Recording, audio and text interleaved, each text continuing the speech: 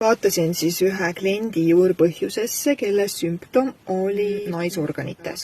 Kui sa ütled mulle, mis tahes sümptom sul on, ma juba nägelt näen ära selle juurpõhjuse, kõige olulisema kihi, aga ma tahan, et sa jõuaksid selleni ise, ilma et ma sulle lihtsalt ütlen selle 2 lausega ette. Selle ei ole pointi.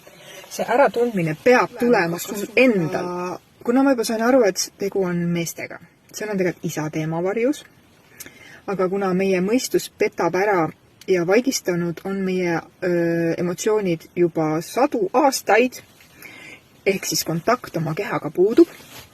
Ja ma küsisin siis, et et skaalal 100-ni, kui palju oled sa nii-öelda meestes pettunud? Mis see tunne sinu sees? Mis su keha ütleb? 50, ma mõtlesin, huvitav. See on kindlasti palju rohkem.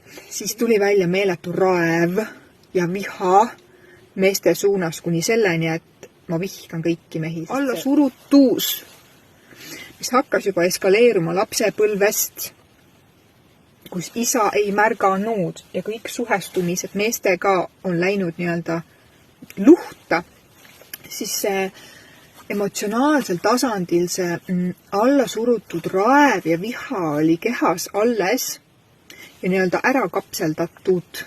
Ja nii kui see sai tulla nähtavale, siis see ei olnud enam 50, vaid see oli 5000. Sümptom on otsene informatsioon, mis näitab kogu tõde sinu kohta, mida sa pead tervendama.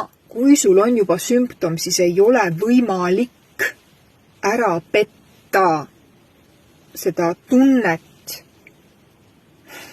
mida keha tegelikult karjub nähtavaks teha.